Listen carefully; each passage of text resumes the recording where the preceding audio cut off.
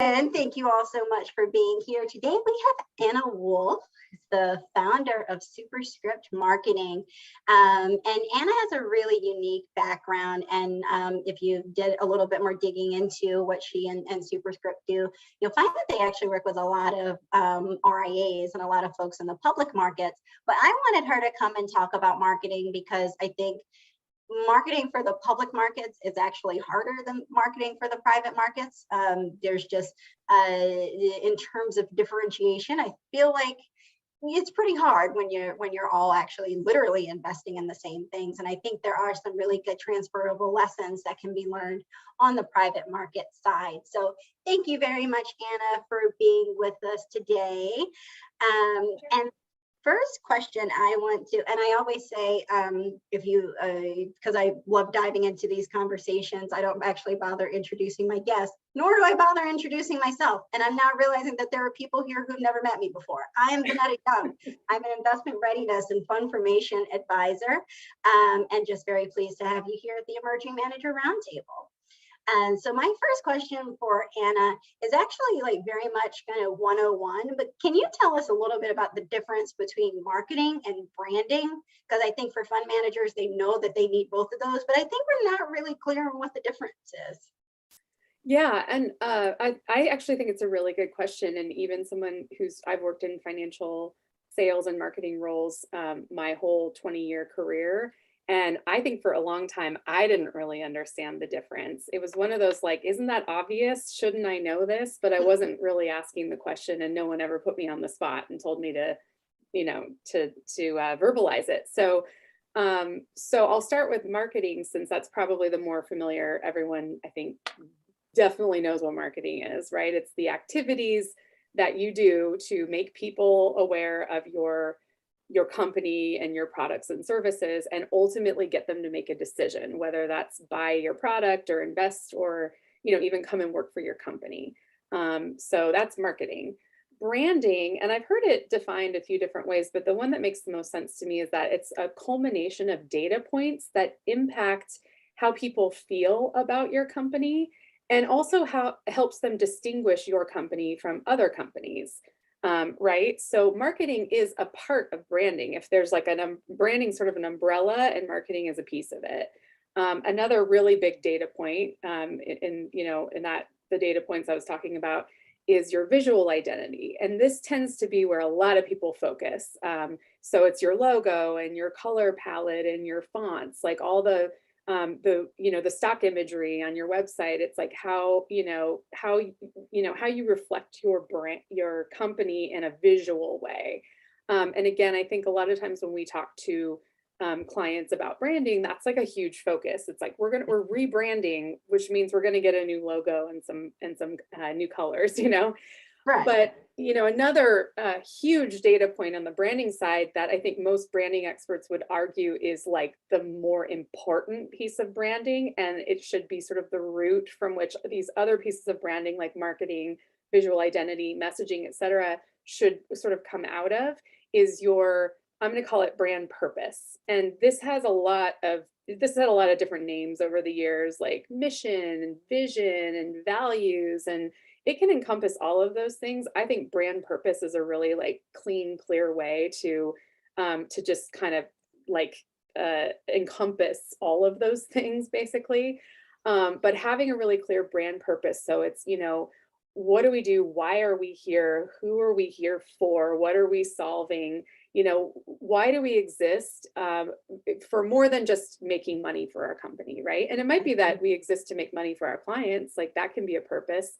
But I think we're all seeing it more and more that it's becoming table stakes to have a clearly defined brand purpose. And again, those other pieces of your brand, like your, colors and fonts, and, that should all sort of be based in that brand purpose, in your marketing, especially. I love that. And anyone who knows me well knows that, I will always ask, what is your why? So, having that sense of authenticity is very much up my alley. And one thing that I really emphasize among my clients, and mostly because it's so necessary now, I think we can safely say the market is pretty saturated in terms of private equity, and particularly like the lower middle market. And to that end, I mean, differentiation could not be more important now. And I guess the one question I have is, is differentiation actually possible? And how does marketing play a role in differentiation beyond the kind of like obvious of the sort of, like the more I'm out there, the more people will notice me, but just in terms of this is the way I do things, and how does marketing play a role in that? Yeah. Yeah. I mean, well, first I want to commiserate for a second because it is such a crowded, online particularly, it's just such a crowded, noisy place. Yeah. So it doesn't matter even like what industry you work in anymore. Like you're competing with publishers and media companies and individual creators, right? Like the TikTok generation. You're competing with all of these, other, and some of them are competitors of yours, right? But just the attention span competition is so high. Yeah. So it's not just about you against this direct competitor, it's about you against literally every other piece of content that's coming into their feed or their inbox or their, however they're consuming content, right? So that differentiation piece, it's not even just about differentiating versus your direct competitors. It's about standing out in that sea of noise in a way that's going to make somebody want to stop their scroll and click on whatever it is that you just put out there, or click on your email or whatever the marketing modality is, right? And so our recommendation is always number one, get that brand purpose right. And you'd just be surprised how many times people really gloss over that. And I would say this is a place where a smaller manager has an advantage, right? Like the big behemoth asset managers it's hard for them to have like a cool story anymore, right? Like they're nameless, faceless entities. Like, BlackRock is not like a Larry Fink story, right? So I think like as a smaller firm, any type of firm in this space, like there is sort of an advantage to using your own story, using the humans in your firm to sort of like craft that brand purpose and have it feel really authentic and real and human. And have all the marketing that you do, again, flow from that, be representative of that. I think that's one way it might not feel that differentiated, but if it's authentic, it will connect with the right audience. If the right audience, sees that you are being human in your marketing and and there's a great book I'll recommend if anyone's interested in brand purpose. It's called Think, Do, Say by Ron Tite. I actually have it here as like a visual guide. It's really short. You can see all my post-it notes in it. Yes, here with visual. I come prepared. I don't get a kickback from Ron Tite. He doesn't know who I am, but you'll read it in a weekend and it's so powerful. And he talks about this problem of differentiation. He likens it to standing in the middle of Times Square with like all the digital billboards like screaming at you and selling you things. And like, that's the online space today, right? And so in order to stand out, you really have to, the think is like, what do you believe? The do is how do your actions reflect what you believe, and say is like, how do, the words that you speak, whether they're on your blog or in media interviews or, if you're speaking at events, how do those reflect what you believe?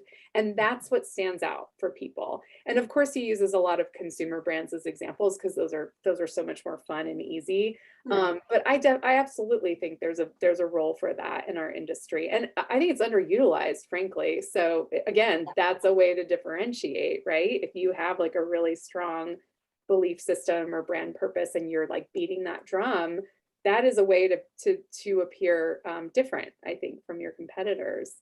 And then the other piece of advice I have is to get super obsessed with your audience, with who you're talking to. So once again, your goal is to, and I'm speaking specifically about online marketing, because that's what we do. We do content marketing for financial brands online. The more you know who they are, what makes them tick, where they hang out online, what their challenges are, and can just really speak directly to those things and put that content in places where they're sure to be, the more you're going to break through. But if you're kind of, I've been in many a meeting in my career where we've had a group of kind of PMs sitting together and being like, what should we write about this week? And it's like, that shouldn't be the source of your marketing. You should be like, what do they want us to talk about? What do they need from us? That should always be the source. And that, again, that's going to stand out because you're talking to them specifically. Right. And I love that. And that is still very applicable on the private market side, because your audience are, your LPs and your other stakeholders, and, finding ways to have your data resonate with them is what's going to make you stick in their mind, and make it even more likely that you're going to be the one who actually raises the capital. And I think in terms of, something that I find very fascinating, that we've talked a lot about story so far, and that being something that, data people, numbers people might not necessarily be able to wrap their brains around. So what goes into crafting a story, especially as it pertains to data? Yeah, I mean, I think on like the simplest level, storytelling is really informing people about something through the lens of a human's experience, right? So when we get clients coming to us asking for storytelling style content, often what they're really asking for is kind of journalistic style, if that makes sense. So rather than me writing an informative article about reverse mortgages or whatever, I may write like picture like a New York Times, feature or whatever, it's like, Ann Smith was 34 when she took out her first reverse mortgage, and within 6 months she was underwater, or something like that. Now you're like, well, who's this? Like, how's Ann going to get out of this situation? Like, you're drawn in because there's something interesting going on with Ann. And whereas if I were just to start an article that's like, reverse mortgages work like this, that's a different, there's a place for that too. There's this kind of, reference materials, we'd call them more, but for entertainment, or if you want it to be more engaging, then informing your audience through the lens of a human's experience or multiple humans' experiences can be a really effective tool, again, for like connecting with them. And so I would say for this crowd, a lot of times it's going to be the founder's story, the original team's story, the humans in your company have a story, and I'm sure you're already doing a lot of this in your, your pitch decks or your investment conversations. It's like, why, again, Vonetta, your why? This is, I experienced this early in my career and I always wanted to solve it. And so that's why I do this thing. And then I met so-and-so and he had this other perspective and they just worked so well together. And that's all story. It's like, these are all the humans in our company and how our multiple perspectives and backgrounds kind of come together to make this like, 1 + 1 is equal more than 2, right? So I think that's a very, I think that's an easy way to think about storytelling, is just like informing through the lens of a human's experience. Another thing to consider is, there's like a classic kind of template for storytelling, if ever anyone here took any English classes in college, but Joseph Campbell, The Power of Myth is one of his books. And he basically says, most stories have these certain elements to them. There's like the protagonist, the hero, who like leaves the village and encounters all of these challenges and then comes back a changed person. So it's about their sort of transformation. Another great book recommendation, Story Brand, takes this idea of the hero's journey and purports that your audience is the hero and you are the guide. So this is one of the elements that always occurs in great storytelling. The guide shows up to help the hero overcome these challenges, basically. So I think it's just a reminder in any of the content that you're producing, whether it's a pitch deck or a blog or any type of marketing, to put your audience in that central protagonist role, to say, like, you're the hero. I'm here as the, the Hagrid to your Harry. I have a 10-year-old son, so all my references will be Harry Potter probably. I'm the Hermione to your Harry. And in fact, I think we say that on our new website. Wonderful. Put yourself in that sort of guide I role. grew up in the South, and so I was like, I will admit on this call that is being recorded that I've never actually read a Harry Potter novel, largely because I grew up in the South in the 90s. And let me tell you what would have happened if I had gone to church and had been known that I had read a Harry Potter novel. God only knows what would have transpired. Anyhow. Oh man, well, I'm going to work on you on that one, because I've read them all now and they're good. They're entertaining for sure. And they follow the hero's journey. So if you want a good example of storytelling, that's Harry Potter. Love it. Brian, you have your hand up. Yeah, it's not a comment about Harry Potter, although I do love reading Harry Potter, and I do encourage you, Vonetta, to jump in. Anna, really interesting comment so far. One question I have is, how do you impress upon the leadership in your clients to share the story with the younger members of the team or the later joiners, so that there's consistency in messaging and almost scripting with regards to an ongoing dialogue with whoever they cross paths with? Yeah. Mm-hmm. That's a really good question. And I think actually branding is kind of the answer to that. It's like you have to take the time to codify, to first clarify, what are these origin stories, and it doesn't have to just be, I know the origin story is kind of ubiquitous at this point, but but codify, like, where did our unique perspective come from? Where, why, what's our why? Write it all down, have it be ever present and living in your company. And I think that process, and bringing all of your, your current team members along in that process, is the first step, right? You have to just make sure it's clear and it's like written down and it's in places that people can see it often. But then I think the second step is revisiting it every so often. So the companies that we work, bigger companies we work with will rebrand every couple of years. I'm sure you guys see it, right? But I don't advocate for like a complete rebrand, but I think like a refresh is usually helpful. Especially in these changing times we're in, right? So you might have the same stories, but you might need to sort of reframe them a little bit, given what's happening in the market, or who your audience is and what they're going through. So I think systematizing it as much as possible, but the idea of revisiting your brand on a regular basis is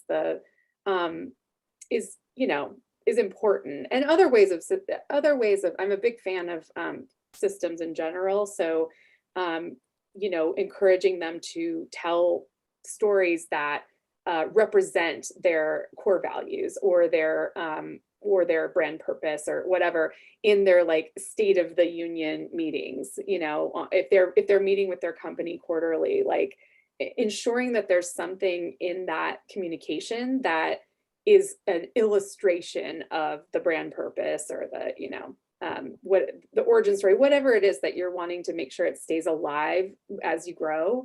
It really just it's repetition. It really is, but it's got to be clarified and codified, I think, and able to reference for everybody. Definitely. Thanks. Oh, that's a great question, Brian. And if anyone else has questions, feel free to either unmute or pop it in the chat. As you were talking, Anna, I was thinking also about what you said about the great reverse mortgage example. And it makes me think about like thought leadership, I think, because I think people would probably associate, all right, if I'm going to do that sort of thing, it's going to be like, this is what reverse mortgages are. This is my opinion on reverse mortgages. This is, and I think I love that reverse mortgages is the example. Sorry. That would probably just go out and purchase a reverse mortgage lender. That's my goal here. Exactly. But in thinking about storytelling, I also think about thought leadership. And like you said, the internet is so noisy. And I would actually argue that even things like conferences and panels are also pretty noisy too. So can you just shed some light on what thought leadership even means these days? Like, I feel like everyone is doing it. So what does it even mean, and what's the place for it now? Yeah, it's a great question. I mean, I think part of the problem with thought leadership is the term has been around so long and it's just kind of old fashioned. Like it Yeah. just, even the word just it's just been around for so long. And I think you're right that, and I'm guilty of this, a lot of us have put everything in that bucket. We've been like, is market commentary thought leadership? Is, I mean, it's, and then it went from being like, I think part of the problem is also that it's become so ubiquitous but also table stakes. It's like Yeah. you kind of have to check that box, but it's also like everyone else is checking that box too. Right. So it's really hard to is the thought that you're putting out there actually leading? Is it leading anyone anywhere? Like, is it actually unique or differentiated? Is it, and that's hard to do, right? Like we're all looking at the same data and information in the market. Like it's pretty hard to be like, I'm zagging where everyone else is zigging here. And so I usually recommend a couple of things. One is have it all come from your brand purpose. Sorry, that's like a drum I'm going to beat over and over again. But like, if it's rooted there, then again, it will be authentic, if not differentiated, and that will always feel better. And it'll always feel more like leadership versus checking a box, basically. And then I think also, you're competing with all these larger companies that have like full-time writers and, editorial teams. I mean, even the ones that hire us, like they can have like a full editorial staff, almost like a media company. And so for a smaller firm to feel like they have to compete with that is just impossible. I mean, they're putting out thought leadership like every day almost, and so I think it really, again, kind of comes back to, what can you say that is authentic and, reflects your unique perspective and is hyper relevant for your audience? And how can you sort of go narrow and deep with that? Like, don't try to be all places, don't try to be doing all things, but just find your niche, find your, like, whatever the format is that works best for you. If it's like a quick video on a weekly basis of, a thought leader, a subject matter expert in your firm, kind of putting out their thoughts on this one thing or this one sort of angle on the market, like just create almost like a shtick that's rooted in your kind of your brand purpose, right? Right. On brand for you, relevant to your audience, and just kind of do that thing over and over again, like establish consistency with it, versus this feeling of like, I have to do all the same thought leadership-y things that everyone else is doing, because that's like a game you'll never win. Exactly. And not to pat myself on the back here, but that was why I started the Roundtable, because I wanted a sense of community. I wanted a sense of, frankly, to not really show off my knowledge, but to show the way that I approach problem solving and questions, and also to introduce people to my network and to facilitate expanding other people's networks. And so not to say that I'm the walking example here of everything that I think you are, but I actually kind of am. Example. Yeah. And it's not, I've never been on something exactly like this, so it is unique, I think. I think. No, I appreciate that. Yeah, what other questions do you all have? By all means, please ask those. All right. Michael, would you like to unmute and ask your question? Sure. Can you hear me? Yes, we can. I wasn't planning on being seen today, so that's why I have my camera off. You can have your camera off. It's mental health, I think. Not always have your camera on. So, and Vonetta, you and I talked about this a week or so ago, when what we're doing is truly unconventional, and the backstory is so important to understand the why behind what we do. And my challenge has been, how do I get a 10-minute story down to 2 minutes? Because I don't always have 10 minutes to set the hook, and it's crucially important to understand the backstory in order to understand why we're doing what we're doing, and why we think this way. So that's what I've been struggling with for a while now. Yeah. So I hate to say this, but my mind immediately, like that's like kind of what content strategists do. And I don't think it would be an expensive engagement for you to find someone who like that's what they do. They take your 10-minute story and they help you craft a 2-minute version, or they help you kind of get the hook in there so that you can tell the extra 8 minutes. It's not easy to explain to someone how to do that. And I think it is sort of like a skill set, or it's a somewhat innate talent, but also a skill set that's developed over time. And I think it could just be worth it for you to hire someone, a freelance content strategist, to like work with you for even like an hour or two. It might not be expensive. It shouldn't be expensive. But I think that's one of those things where it's like, I always think like, is my time worth like trying to learn how to code, or, do certain things that I probably need to do for my business? Or should I just hire someone who's really good at that and you spend my time on the stuff that I'm really good at? Exactly. And I corroborate with that. And I think, like we were talking before, I think some of these things get really clear as you think very much about your why and that brand purpose. I think you wind up getting a bit more clarity about, that the core of your message.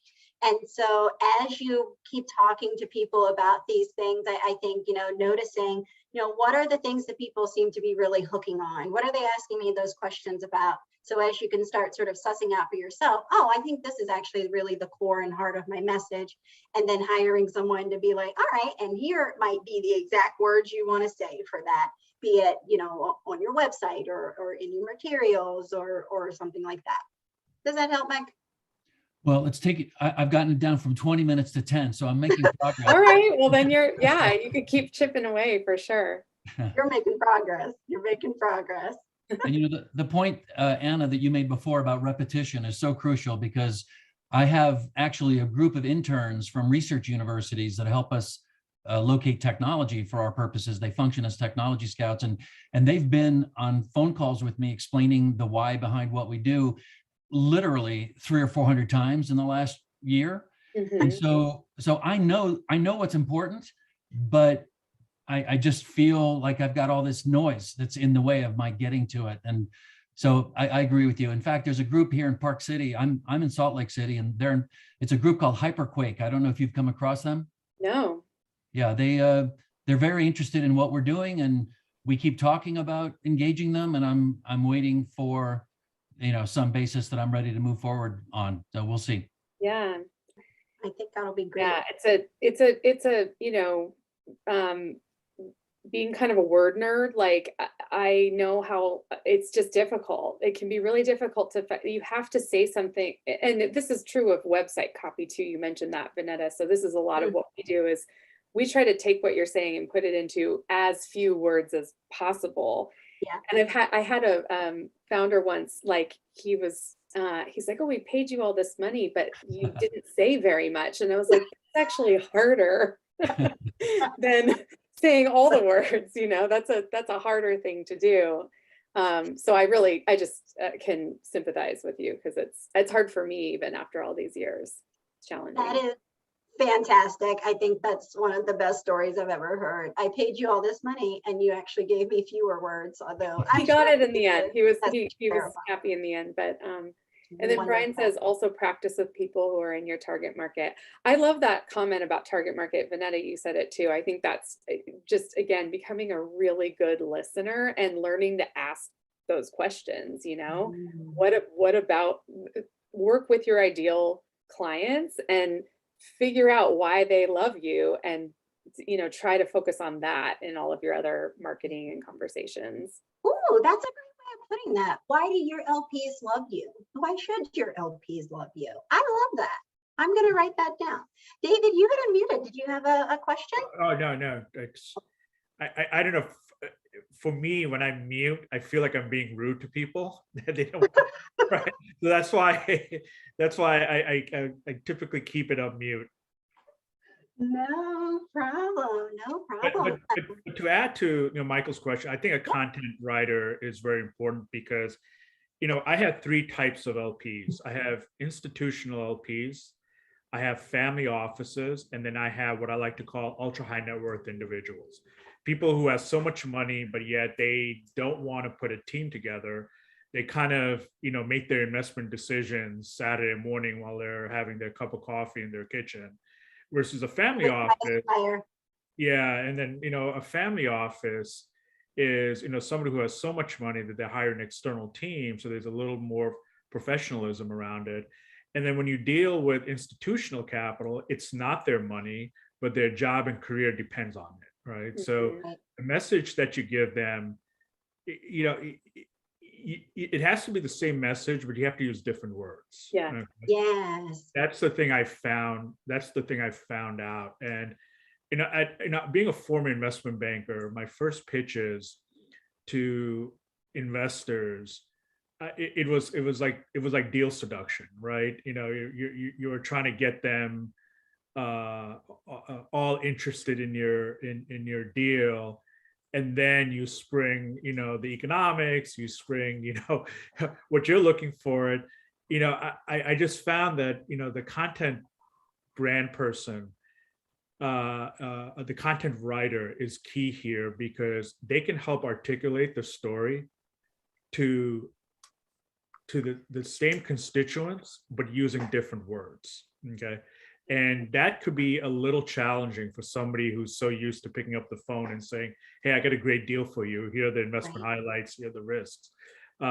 So what I also found is, believe it or not, the content writers who know nothing about our industry end up being the best communicators. Okay. And I really struggled with that. Versus, the first content writers I've spoken to, they're like, well, do you know anything about private equity? And like, oh, is it something like what happened in 2008? And I said, okay, you know what? You're the wrong person. But, I finally just, I settled on a content writer, somebody who had a PhD, and she was based in India. And she knew nothing about our business, but she understood about getting the right message to the right constituents. Okay. And it took some time, but to me, that was well worth it. And the problem with content writers, they're like personal relationships, right? You have to find the right fit. And the first person that you meet may not necessarily be the right fit. So it's kind of like a trial and error situation. So if you're saying to yourself, well, I'm not finding the right person, actually, Michael, you're going down the right path. Yeah. Okay. You just have not found the right person yet. Well, it's kind of a funny little example. I was on a date about a year ago, and I explained to my date what we do and why we do it. And she goes, oh, you mean like this? And she like spewed out this sentence. And I went like, that's perfect. I said, and I grabbed the pen and pencil, and I just said, can you repeat that? And I started writing it down. And that's the first opening paragraph headline of our website. Somebody who knew nothing about private equity. Yeah. She goes, are you saying this? And I went like, yeah, but you said it way better, so I'm stealing it. And that's what's on the head of our headline. That is wonderful. Can I have a few takeaways from this? Because what David and Michael said are actually really, really brilliant. David, your point about the 3 different audiences, I think that gets back to what Anna was saying about, you being your audience being the hero, and you're being the guide. And I think you're speaking to the complexity of the different journeys that those three demographics are going through. And I think it also, it more so speaks to, you know, how that this is not hard, but you got to think about this a lot when you're telling a story. It's not just, you know, frankly, if you want to tell the story of a night out, you're going to tell that story differently to your best friend than you would to your grandmother. Not, I mean, I don't know why you would tell your grandmother, but you get what I'm saying. Yeah. And just, yeah, the kind of the level of intention that you have to have around that. And the other thing is, I can't agree more about the value of having those outside perspectives. And my communications person, Sky, I think is lurking around here somewhere. I hired them, and they were like, I don't know anything about private equity, and I was like, that's okay. The work that I do at the end of the day is trying to get at, I'm building community. And when I work with women and people of color, I am aiming at, you know, at dismantling patriarchy and white supremacy. And they were like, oh yeah, I understand that.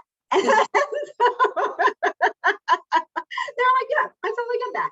And it's wound up being like this absolutely perfect, wonderful communications relationship. So round of applause for Sky.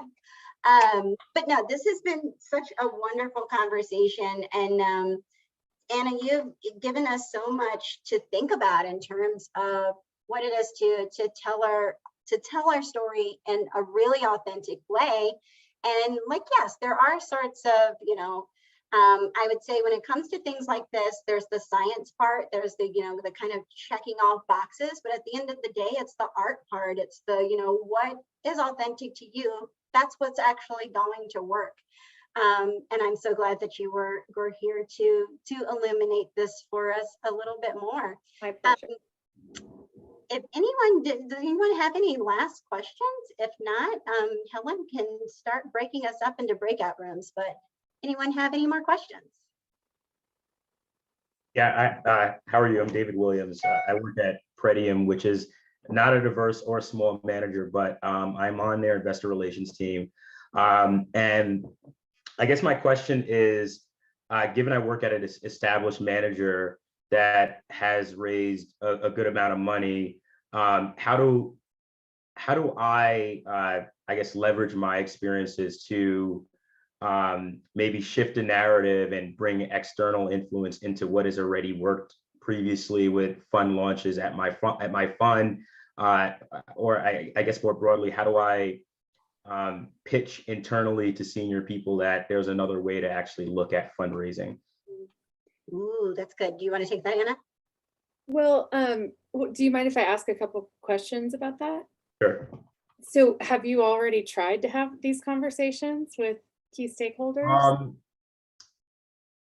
I guess lightly, passively, but you know, it's one of those things where what's done has worked, and you know, the model is pretty distinct, and at least for my funds, and you know, you just sort of go along with whatever your manager or higher up wants, you know, sort of thing.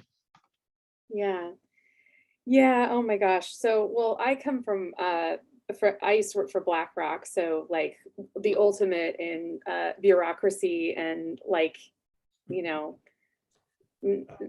feeling like a cog, I guess. I mean, it was a wonderful place. I'm so grateful I worked there, but like I can sympathize with that, because I think sometimes I would feel like I've got this great idea, but I'm not in that department, or I don't know, you know, how to affect change there. And it's not that no one wants to listen to me, but to your point, they're all kind of doing their, you know, everyone's got their day jobs basically. And so it's hard to get them to kind of like pick their head up and see like, here's a good idea. I honestly, I think at the end of the day, it's going to come down to your company's culture. So I was really fortunate at BlackRock. I started out in sales, and I kept going to our marketing department and saying, I wish we had a white paper about this, or I wish we had a brochure that was like that. And they were like, we're super busy. We don't want to, you know, we don't have time for this, basically. Like, we're not the sales, like, you know, like place an order for content department or whatever. And so I asked them if I could write it myself.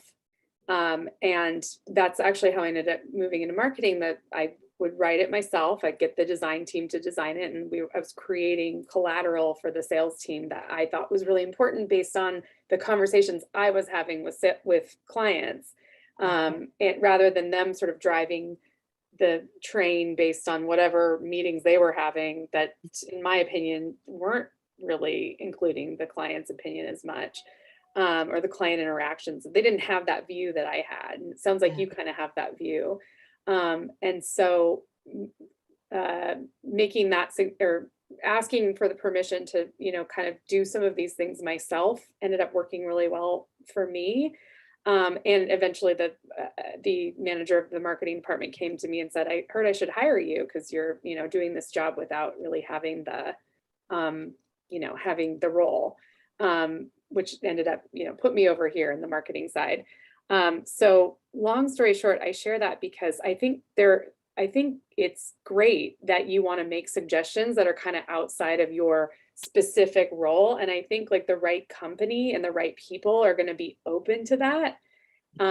And, it might just be that if it's not the right culture for that, like it might be that you're able to use those perspectives and talents in another role eventually, that where you do feel heard and you can kind of affect change. Yeah. No disrespect to your company. I don't know anything about it, but So I know that if it can be done at BlackRock, it can be done at my firm. So thank you. Oh yeah. And BlackRock actually has, like, I felt very able to make suggestions and make moves there. They were very good about saying, like, you can try something new, that's their culture for sure. So I think it probably comes down to your culture. Like, is there room for ideas from different, if I were, if I were the one that you were coming to, and this person in investor relations who has these personal experiences with the people that we're trying to persuade, I would be all ears. I would want to incorporate that information. That's a great data point. And that's actually the challenge that so many firms have, is that like the marketing and sales, they always talk about this marketing and sales alignment, right? Like they don't talk to each other. And so I think the fact that you're being proactive about it is incredible. And if they don't appreciate, hopefully they appreciate it, I guess is what I'm saying, because it's really useful, your insight. Thanks. Thank you so much. No, thank you for asking that, David. And thank you so much, Anna, for sort of more so additionally emphasizing the importance of that purpose and culture and how all of these things tie together. Because I don't think it's all that obvious so from the outside. And I'm just once again so thrilled to have had you here to illuminate these things for us. But thank you all again. If you have time to stay to get to know each other a little bit better, that would be wonderful. If not, I hope to see you next month, June 8th. I'm looking at my calendar. We'll have Lori Gleeman here talking about building teams and recruiting and all that jazz. So we will see you all next month. And please stay for networking if you can.